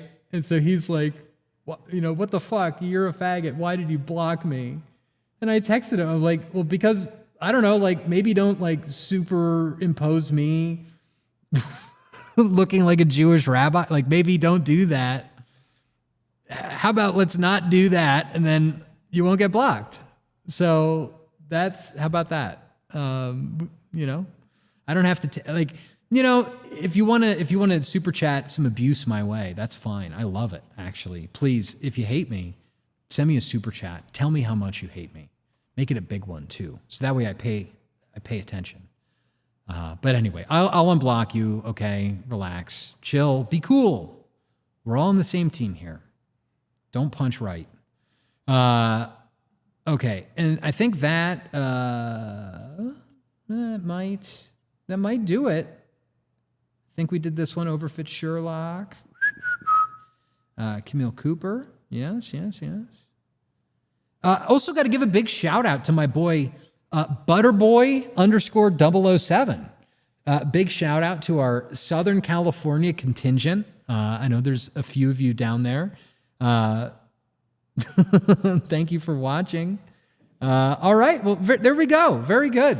Another successful show in the bag. Gonna clock in just under 2 hours tonight. My God. Ugh. Who gave me a show? Why would they do this? I think that does it. I think that meets all of our contractual obligations. Make sure that you please like the video, share the video with your friends and family, get involved locally. Figure out how child tax credits work. Have kids, have lots of kids. Build fraternal networks, reweave social fabric. That's the big thing. And we're going to be talking a lot more about that as time goes on. Also, I know that this is happening at the very end of the show, and the amount of people that this will reach is like next to none, but it's okay. If you have ever emailed the Idaho, if you have ever emailed the Backlash, and if you have ever signed up for one of our forms, our contact form on the website, you should have received an invitation to a private event happening this Friday evening here in North Idaho. And so if you did receive that, please RSVP. We'd love to have you come out. We'll be sending the location on Thursday. It would be great to see you. Going to be a great night for networking and meeting other people of like mind in the area. And that's all that I can really say about that. But that will be happening this Friday evening. So keep an eye out for that. And to all the people that bought tickets for our event that we're doing on Saturday, thank you. Looking forward to meeting all of you. It's going to be a good time. And we'll, of course, have some updates posted on that. What else is going on? This coming Monday, we are going to be talking with an author. My brain, dude. This is too much to keep in one person's brain at all times. Carl Dahl. We will be talking with Carl Dahl on Monday. If you haven't followed him on X already, you should. He is at Caudillo Dahl. He is an author, a historian. He's been doing translations. He's written a couple of amazing books. Let's see. Do the books pop up here? No. Maybe on Amazon. He's written 2 amazing books. I'm in the middle of reading this one right now called Faction with the Crusaders. It's a great book it's a fictional book about the Spanish Civil War. So we're going to be talking with him on Monday. And then there is like a very slight possibility that I might actually be going to New York City. And if that is the case, I will probably make some content for you out there with our friends Benny and Basil. God knows. So say a prayer. It will be a very interesting month, but we've got a lot more content and a lot more interviews lined up for you. So thank you for sticking with us. Thank you for sticking with us. Thank you for watching the show. Here's to many more. We're going to be around. So God bless. Thank you all. Have a great night and have a good weekend and have a miserable Lent. Bye-bye.